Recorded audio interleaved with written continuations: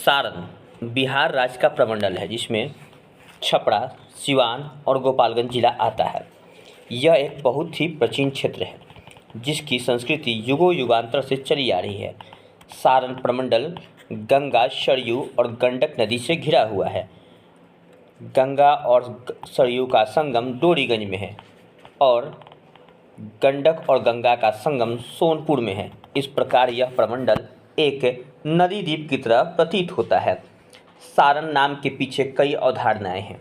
माना जाता है कि सारण्य नाम के ऋषि इस जंगल वाले क्षेत्र में रहते थे, इसलिए इसे का नाम सारण पड़ा। ब्रिटिश विद्वानों की मान्यता है कि मौर्य सम्राट अशोक महान द्वारा बनाए गए धम्म स्तंभों को शरण का भी कहा जाता था, जो बाद में अप्रभांश रूप से सारण हो गया।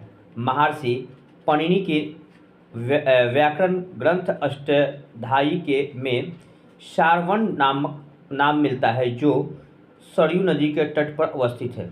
इसी से व्युत्पन्न सारण अथवा शारण है।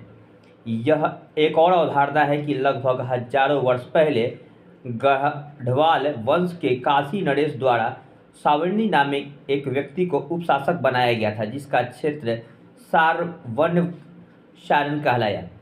सबसे मुख्य अवधारणा जो सत्य में प्रतीत होता है वह यह है कि सारण एक अरण्य अर्थात वन्य था और यहाँ सारंग हिरण बहुत विचरण करते थे। यह सारंग और अरण्य को मिलकर सारण हो गया, जो तत्कालीन में सारण बन गया।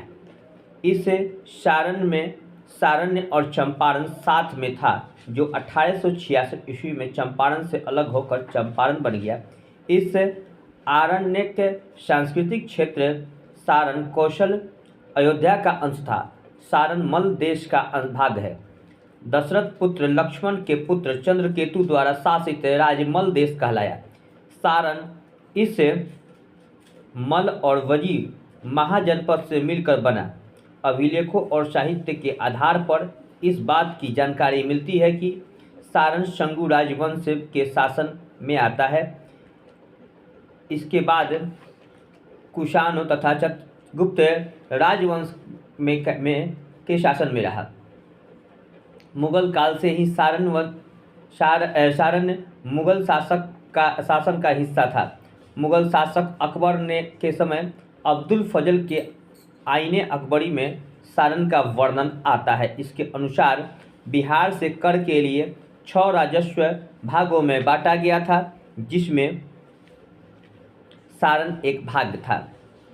1842 में के भारत छोड़ो आंदोलन में सारण की जनता की कई कुर्बानियां दी थी।